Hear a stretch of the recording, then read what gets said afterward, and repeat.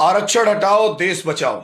अगर इस तरह से इस देश को नहीं बचाया गया तो जिस तरह से राजनीतिक पार्टियां अपनी अपनी मानसिकता को सफल बनाने में कुटिल पर कुटिल चालें चल रही है, जो रिजर्वेशन केवल 10 वर्ष के लिए दिया गया था, उस रिजर्वेशन को उपयोग करके अपनी राजनीतिक कुर्सियां बचाने का काम कर रही हैं। उसके लिए उन्होंने न जाने आज के कितने साल पहले से ये रिजर्वेशन चालू है, जो प्रतिभावान छात्रों के प्रतिभाओं को समाप्त करता चला जा रहा है। जो 560 नंबर पा रहा है उसके लिए कुछ नहीं, जो -40 भी पा रहा है उसके लिए MBBS में। कैसी मानसिकता है ये गंदी इस देश के राजनेताओं की? क्या ये देश को चलाना चाहते हैं? क्या ये देश को बचाना चाहते हैं? क्या ये देश की रक्षा कर पाएंगे? क्या ये बना पाएंगे वो मिसाइल? क्या ये बना पाएंगे वो ब्रिज? क्या ये इलाज कर पाएंगे? नहीं। इस देश को बचाने के लिए प्रतिभावानों की आवश्यकता है, और प्रतिभावान जिस देश में नहीं रह गए उस देश की कभी भी संस्कृति विलुप्त होने में समय नहीं लगता। जिस तरह से हमारे देश की राजनीति के नेताओं ने अपनी कुर्सियों को बचाने के लिए हमेशा इस रिजर्वेशन को रिन्यूअल हर 10 साल के बाद करती चली जा रही है, और गंदे विचारों से ST एक्ट और UGC जैसे नियम लाकर के प्रतिभाओं को समाप्त करने का काम कर रही है। ऐसे राजनीतिक पार्टियों का न रहना ही इस देश में बहुत ही उत्तम होगा। नेताजी सुभाष चंद्र बोस ने बहुत पहले कहा था कि जब देश आज़ाद हो, क्योंकि उन्होंने तो जो है 1943 में ही 20 अक्टूबर 1943 में ही उन्होंने देश को आज़ादी दिला दी थी, और आज़ाद हिंद फौज की एक करेंसी भी चल गई थी। लेकिन हमारे देश के लोगों ने उसे आज़ादी नहीं माना।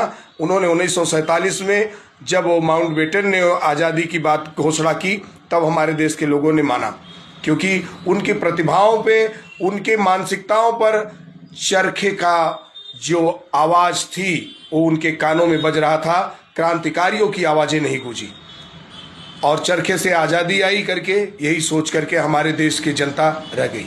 हम खामोश रहे। क्यों खामोश रहे? हर समय खामोश रहे। जब हमारे ऊपर ये आरक्षण की बैसाखी ठोकी गई तब भी हम चुप रहे। SC/ST एक्ट गलत ढंग से लाया गया तब भी हम चुप रहे। UGC को लाया गया तब जाकर थोड़ा बहुत लोगों ने चेत किया। अगर यही चेत बहुत पहले के लिए होते तो कम से कम जो 3-4 पीढ़ियों की नस्लें बर्बाद हुई, प्रतिभाएं समाप्त हुई, इसको समाप्त होने में थोड़ा समय लगता। ये अपने प्रतिभाओं को दिखा सकते थे।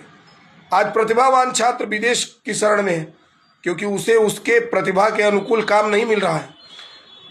तो ये जो RHA रिजर्वेशन हटाओ आंदोलन शुरू किया गया है, हम इसका पूर्ण समर्थन करते हैं, और देश के हर उस युवा से अपील करते हैं कि अगर आप में टैलेंट है, आप में प्रतिभा है, तो आप अपने लिए नहीं तो आने वाली पीढ़ियों के लिए साथ दें और इस आंदोलन में बढ़ चढ़ कर हिस्सा लें, ताकि ये जो बीमारी है, संक्रमण से भी अधिक HIV और कैंसर से भी घातक बीमारी जो पूरे देश का सर्वनाश कर देगी, ये राजनेता, मैं फिर कहूँगा, ये राजनेता जो स्वयं को अपने आप को देशभक्त पार्टी बताती है, जो अपने आप को देशभक्त बोलते हैं, वे -40 को ला करके देश की प्रतिभा को समाप्त कर रहे हैं, देश के स्ट्रक्चर को कमज़ोर कर रहे हैं। तो इसके लिए जो काकरोचों ने अभी एक आंदोलन किया, उसमें जो छात्रों का भी सहयोग रहा, और काकरोच तो वहाँ से हालांकि भाग गए, क्योंकि जब हीट चला तो वो टिक नहीं सकते।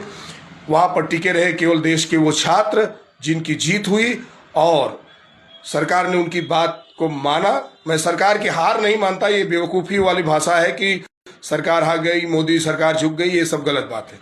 अपने देश के नागरिकों का सम्मान करना, अपने देश के छात्रों का सम्मान करना, ये अच्छी बात है।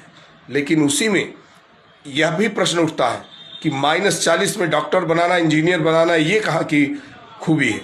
ये तो देश के स्ट्रक्चर को ही कमज़ोर कर रहे हो ना। तो रिजर्वेशन हटाओ, देश बचाओ। जय हिंद, जय भारत। सवर्ण आर्मी, सूरत।